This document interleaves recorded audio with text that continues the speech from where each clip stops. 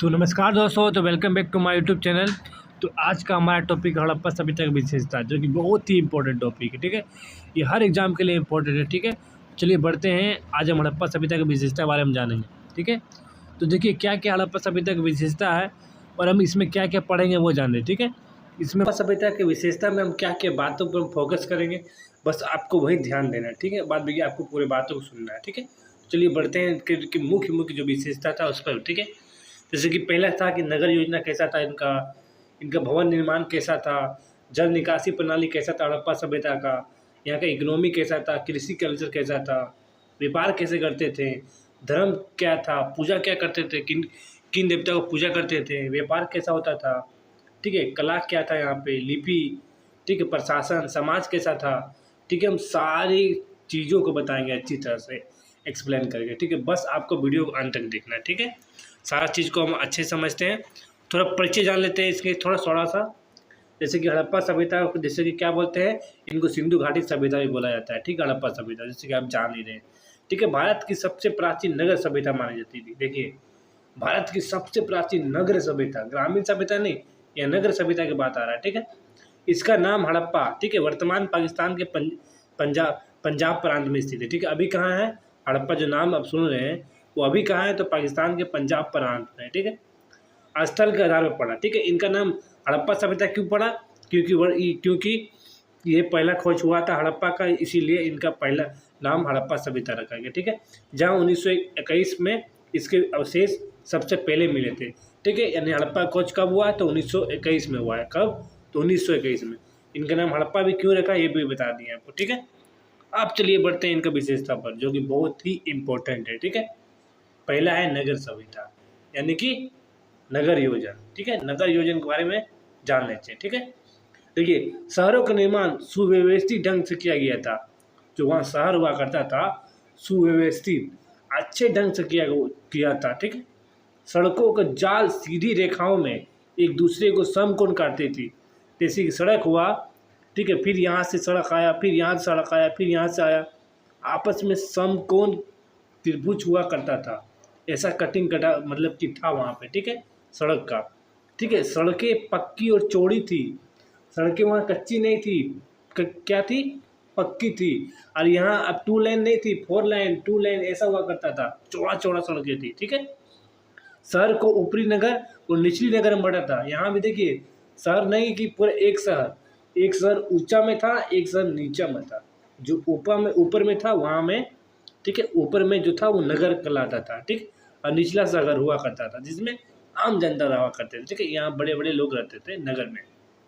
ठीक है, तो ये रहा नगर योजना। ठीक है, अब नगर योजना पढ़ ली हड़प्पा का कैसा था, यहाँ की सड़कें कैसी थी, यहाँ के शहरों का निर्माण कैसा था, कैसा सड़क था, यहाँ कैसा निचला बांटा गया था शहर को, ऊपर ऊपर, ठीक है, ऊपरी नगर निचली नगर में बांटा गया था, ये हुआ। ठीक है, दूसरा था कि भवन निर्माण, वहाँ का भवन निर्माण कैसा था वो समझ लीजिए। देखिए, पक्की ईंटों से मकान, दूसरा पॉइंट देखिए भवन निर्माण। ठीक है, पक्की ईंटों से मकान बनाए जाते थे।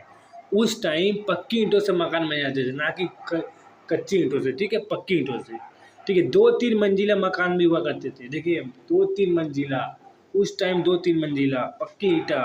ठीक है, घरों में आंगन हुआ करता था, कमरे हुए करते थे, कुएं बने हुए थे। देख लीजिए से, मतलब देखिए, आपको क्या करना है कि आपको अभी वर्तमान काल का समाज, कल्चर, इकोनॉमी, और तभी वर्तमान और अभी हड़प्पा काल का, दोनों को मिक्स करके चलना है, ताकि आपको अधिक से अधिक याद हो।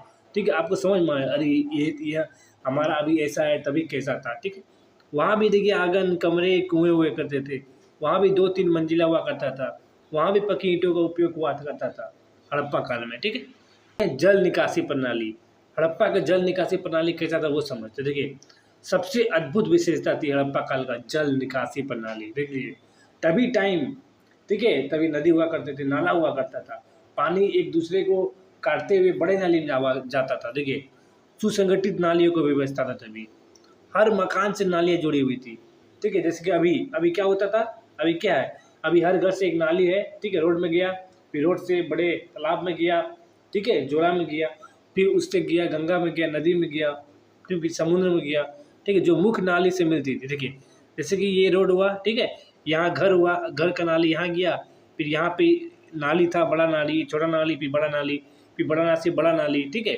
यही अब बात लिखा हुआ है कि मकान से नालियाँ जुड़ी हुई थी, फिर नालियाँ से मिलती थी, मुख्य नालियाँ मिलती थी, बड़ी नालियाँ मिलती थी, नालियाँ ढकी हुई थी। देखिए नालियाँ ढकी हुई थी, तभी काल में नालियाँ ढकी हुई थी। सफाई के लिए ढक्कन हटाए जा सकते थे। देख लीजिए कितना कितना इम्पोर्टेंट टॉपिक है। नालियाँ ढकी हुई थी तभी काल में, यहाँ तक कि सफाई के लिए ढक्कन भी हटाए जा सकते थे तभी, ठीक है। ढक्कन भी हटाए जा सकते थे तभी। देखिए जल निकासी कितना प्रणाली कितना अच्छा था। देखिए नेक्स्ट पॉइंट है कृषि और इकोनॉमी कैसा था उस टाइम। कृषि और इकोनॉमी कैसा था वो समझते हैं। देखिए उस टाइम देखिए गेहूँ, जौ, तिल, कपास, खजूर आदि की खेती हुआ करता था उस टाइम। अभी भी होता है, उस टाइम होता था, अभी भी हो रहा है। देख लीजिए तब कब का बात हो रहा है सोच लीजिए, और अभी चल रहा है। बैल, भैंस, भेड़, बकरी, हाथी के आदि पालते थे। अभी भी पाला जाता है। साउथ में देखिए हाथी पालते हैं, हम लोग बकरी, भेड़, भैंस, बैल पालते हैं, ठीक है। तभी भी चलता था, अभी भी चल रहा है। यानी कि इकोनॉमी में उतना अंतर नहीं आया है, ठीक है। कृषि में सेम टू सेम है, ठीक है। धातुओं का प्रयोग तभी क्या करता था, धातु का उपयोग तांबा, कांसा, सोना, चांदी होता था, ठीक है। तभी धातु में सोना, कांसा, सोना, चांदी होता था, ठीक है। तांबा हुआ करता था, जो अभी भी चल रहा है। लेकिन यही बात है कि उस टाइम लोहा का पता ही नहीं था। यही एक बात है जो नेगेटिव हमको लगा, ठीक है, कि उस टाइम लोहा क्यों नहीं था। तांबा, कांसा, सोना, चांदी था, लेकिन लोहा का खोज क्यों नहीं हुआ उस टाइम, ठीक है। ये बड़े सोचने वाली बात है, ठीक है। तो ये रहा इकोनॉमी, कृषि कल्चर कैसा था। व्यापार के बारे में बात करते हैं, व्यापार कैसा था उनका, ठीक है। देखिए आंतरिक एवं बाह्य व्यापार विकसित था। जैसे अभी भी भारत में आंतरिक व्यापार होता था, अंदर में होता है, बाहर से भी होता है, पहले भी हुआ करता था, ठीक है। जैसे कि बाहर का देखिए मेसोपोटामिया, जो इराक से व्यापार का प्रमाण मिलता है। मेसोपोटामिया से कुछ कुछ पदार्थ ऐसे भी मिलते हैं जो एक दूसरे से व्यापार कनेक्टिव बतलाता है, ठीक है। ठीक है, भार तोल का सटीक व्यवस्था थी, चिकने पत्थरों से बने बाट, ठीक है। देखिए अब नाप तोल कैसा हुआ करता था, भार तोल था, नापने का तराजू हुआ करता था, चिकने पत्थर से बनावट हुआ करता। जैसे अभी लोहा का बनता है, कहीं कहीं तो देहात में कि पत्थर का ही बना देता है नाप तोल करने वाला, ठीक है। उस टाइम में भी यही हुआ करता था, ठीक है। तो हो गया व्यापार कैसा करते थे। देखिए धर्म पूजा क्या था, धर्म पूजा, ठीक है। मगर धार्मिक क्या था, अनुष्ठान क्या था वो समझते। देखिए मातृ देवी, ठीक है, मदर की पूजा हुआ करती थी, मातृ देवी की पूजा हुआ करती थी, मातृ देवी का, ठीक है। देखिए तभी देखिए ये नहीं कि खाली मातृ देवी का, शिव जो कि पशुपति जैसे देवता का आराधना हुआ करता था। त्रिमुखी देखिए, तीन मुख का, ठीक है, जो कि योगासन में बैठा था, अब पशुओं से घिरा था। एक मूर्ति मिला है वहाँ पे पशुपति का, जो त्रिमुखी था, तीन मुख है उसका, ठीक है। योगासन में बैठा है, अब पशु से घिरे हैं आसपास, ठीक है, ये पशुपति, ठीक है। मातृ देवी की पूजा हुआ करता था उस टाइम। वृक्षों की भी पूजा हुआ करता था। वृक्षों में जैसे कि पीपल का पूजा हुआ करता था, ठीक है। और पशुओं में बैल, हाथी की पूजा हुआ करता था। देखिए अभी भी होता है, बैल, हाथी का, वृक्षों का अभी भी होता है, तभी भी होता था, ठीक है।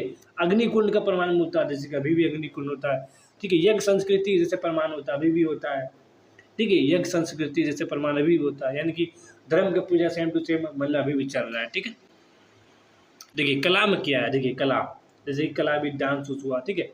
देखिए मुहेरे मिले वहाँ पे, ठीक है। पशुओं की आकृति उकेरी गई है, ठीक है। अब कला में भी देख लीजिए पशुओं की आकृति, ठीक है, कई जगह जगह पर पशुओं की आकृति मिली है, डिजाइन बनाया गया है, ठीक है। नृत्य करती हुई युवती के कहाँ से मूर्ति मिला है, मौजूदों से। देखिए डिजाइन देखिए, कला देखिए, तभी क्या हुआ था, मूर्ति भी मिला है, अभी नृत्य करती हुई, ठीक है। पुरुष योगी मूर्ति भी मिला है, जैसे पशुपति का। अब पशुपति का जो मूर्ति मिला है वो तो कहीं ना कहीं बनाया होगा, कहीं ना कहीं उसका कला होगा, तभी तो हड़प्पा सभ्यता इतना विकसित माना जाता है, नगर सभ्यता था। गहनों एवं मिट्टी के खिलौने का प्रचलन था, ठीक है। गहना हुआ करता था वो मिट्टी का, ठीक है। मिट्टी के खिलौना भी हुआ करता था, बच्चे मिट्टी के खिलौना बेचा करते थे, मेला में खेलते थे, तभी कहीं मिट्टी के खिलौना हुआ करता था, ठीक है। अब लिपि में देखिए क्या हुआ था, लिपि क्या थी, वहाँ का लेखन कला क्या था, ठीक है। चित्रलिपि का प्रयोग हुआ करता था, जो कि अब तक पूरी तरह से पढ़ी नहीं जा सकती। यही एक नेगेटिव ये भी है कि तभी का जो लिपि है अभी तक पढ़ा नहीं किया है, ठीक है। ये तो और भी हमारा पास स्रोत होता है, ठीक है, ये आपको याद रखना है, ठीक है। ठीक है, प्रशासन और समाज क्या था, ये आखिरी पॉइंट है, ठीक है। प्रशासन एवं समाज क्या था, ठीक है। देखिए नगरों से पता चलता है कि कोई केंद्र प्रशासनिक व्यवस्था थी। उतना बड़ा शहर नगर सभ्यता, वो भी दो गांव बटा हुआ है, एक नगरीय एक निचली व्यवस्था, एक ऊपरी व्यवस्था। तो कोई न कोई केंद्र प्रशासनिक व्यवस्था तो हुआ करता होगा, ठीक है। समाज मुख्यतः रूप से शहरी एवं समृद्ध था। इतना बड़ा शहर था, बाहरी बाहरी भी मतलब व्यापार हुआ करता था, उतना बड़ा शहर था। अफगानिस्तान, इराक, मेसोपोटामिया से व्यापार हुआ करता था। कहीं न कहीं केंद्र प्रशासनिक व्यवस्था होगा, जो अभी भी चल रहा है, ठीक है।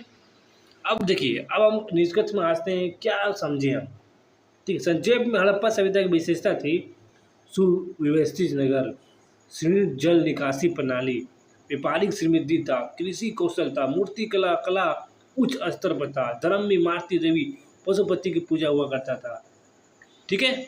तो इस प्रकार हम हड़प्पा सभ्यता की विशेषता जाने, क्या क्या जाने, कला जाने, हम उसका धर्म की पूजा जाने, व्यापार जाने, कृषि इकोनॉमी जाने, जल निकासी प्रणाली जाने, भवन निर्माण जाने, उसका उनका नगर योजना जाने, सब कुछ जाने। एक ही वीडियो में सारा कुछ खत्म।